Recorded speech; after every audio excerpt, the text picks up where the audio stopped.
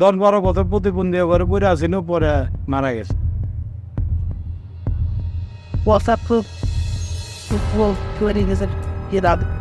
হ্যাঁ, আমার আপন মামা না, মানে আমাকে বাড়ির লোকেই মাদ্রাসায় পড়তো আর কি।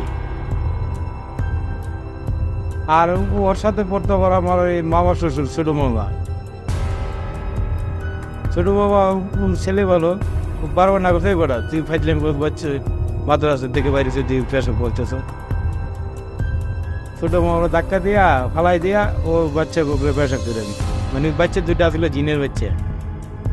এই কারণে লগে লগে পাত্র ভাঙ্গিয়া একদম প্রতিবন্ধী বানাই লিখিল, ঘুরে ঘুরে আটতো আর মুখ দিয়ে ফেলে লালা পড়তো।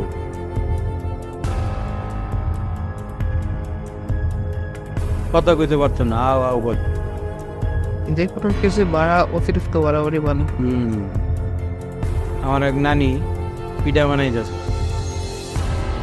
গ্রাম দেশে তো মানুষ শীতকালে একটু পিঠা বেশি খায়, তো ওই ডুবো পিঠা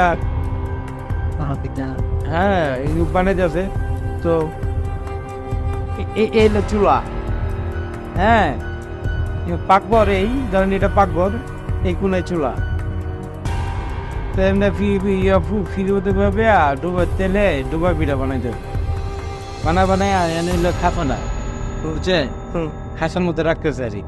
তো বুঝলে শিখ আছে না, ওই যে ছাতির যে মোটা মোটা শিখ, ওই শিখ দিয়ে তো ওই তেলের থেকে পিঠাটা গোটা দিয়ে, তো ওটা খাসাই থয়। আর পিঠা যতই বানা খাসার করে না, খাসার মতো থয়। তো নানি সন্দেহ রাখছি, পিঠা বানাইতেছি খাসার মতো পিঠা নাই, কারণ নাকি নানি বুঝে লাগছে যে পেতনি পিঠা দিতেছে। নানি আবার কি করছে, ওই যেটা দিয়া ওই পিঠা পুষাতে উঠাইতেছে না, এটা পিঠা পুষাতে না ওটা, এটা চুলার মধ্যে দিয়া লাল করে লাগছে। হ্যাঁ, তো এক হাতে পিঠাটা এমনি ধরছে না, আর এক হাতে পোষণটা লইছে ওই শিখটা লাল করে। যে পিঠাটা থই থেকে এত দিছে, নানিটারা ডরে যাইছে, আর পিঠাটা যখন ধরতে যাচ্ছে টাস করে ওই গরমটা লাগাই দিছে। আর পিতলিটা কিন্তু এইভাবে শব্দ করে কেক কেক করতে করতে যে খাল দিয়া যে দৌড় দিছে না ধান ক্ষেত দিয়া, ও একেবারে দেখা যায় ধান ক্ষেতের মানে আধা কিলোমিটার দূরে গিয়া লাফালাফি করতেছে। ওই জন্য সাদা কাপড় পরা যায়, ধুতি কাপড়। আগে করছেন আর এটা তো আমি নিজে চোখে দেখছি। হ্যাঁ, ওই যে গ্রাম দেশে আমাকে বাড়ির থেকে, বাড়ির পাশে তো সব ধান ক্ষেত না, তো ওই যে ধান খেতে যে ড্রেন করে না, পানি দেয় না জমিতে, তো ড্রেন আছে, এই মোটা ড্রেন সব জমিতে পানি দেয়, ড্রেন একটাই। তো একদিন আমি না ঘরেতে বাইরে ওই বন্ধের দিকে থাকাইছি বলে দেখি ওই যে পানি দেয় ড্রেন, মানে ধান তো তোমার এই শুকা, মানে ধান কিন্তু কাটা শেষ, কিন্তু এখন তার ড্রেনে পানি নেই, এখন তার পানি লাগবে, ড্রেন শুকনা।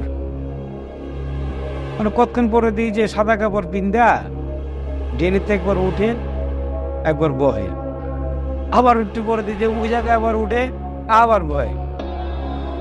আমি বিশাল আর পেতনি পড়াশোনা সব আসতে না ভেঙে গেছে দিকে, তুই খেলে একবার ড্রেনে উঠোস আর বহস, উঠোস আর বহ। পরে করে এই পেতনি দাঁড়াইতেছি, আরো তো লোকজন আছে কেরাম বাড়ি না, ও কিন্তু তুই আবার পেতনি নামে কত কষ্ট লাগে, আর ওই তো পেতনি ড্রেনের মধ্যে উঠে আর বহে। পেতনি দেখতে কেমন? ওই নাক বোসা, ভয়ঙ্কর চেহারা কিন্তু ভয়ঙ্কর। আচ্ছা, কিন্তু ওরা সাদা কাপড় পরা থাকে, ধুতি কাপড় পরা দেয়, ধুতি কাপড়। ওই নাক বোসা তো এলাকা মানে নেকে নেকে কথা করা, হ্যাঁ নেকে নেকে কথা করা। ঠিকই ভাবে কথা বলে। যেমন দেশে মানুষ পিঠা বানাইতে গেলে নিরে পিঠা চুরি করে যাবে টিফিন দিতে। জিঙ্গের ভিতরে যে পিচাসটি হচ্ছে খারাপ, মানে খারাপ জিনিস যেটি এটি পিচাস। এটি ওই গ্রাম দেশের ওই যে আডার রাস্তায় দুপুর টাইমে সুন্দর টাইমে আডার রাস্তায় ওই নদীর পাড়ের রাস্তায় ওইসব জায়গায় বেশি বয়ে থাকে। তবে আল্লাহর আক্রমণ করে মেয়ে দিকে। পরে একদিন ঢাকা থেকে গেছি বলে আমাদের ওই বাড়ির পাশে একটা জমিদার বাড়ি আছে, ওইটা গিয়া ওই জমিদার ছিল জজ, নেতা পুরানা জজ ছিল। এইটা দেখবেন তো ওই জমিদার বাড়িটা আবার ওই মানে একটু টিলার উপরে, পাহাড়ের টাইপের ওই টিলার উপরে। তো আমরা তো কইতাম যে জজ সাহেবের টিলা বাড়ির সামনে। ওরা কেউ থাকে না, ওরে সব বংশধর যারা আছে বিদেশ আর কিছু থাকে এটা গুলশান 2 নম্বর নিজস্ব বাড়ি। ওদের আবার মিলবিটা কোম্পানি ওদেরই আছিল প্রথম। আর মৌসিং আছে সাইবানি হল অব। তো বইছি ঠিক সন্ধ্যার টাইপ এরকম।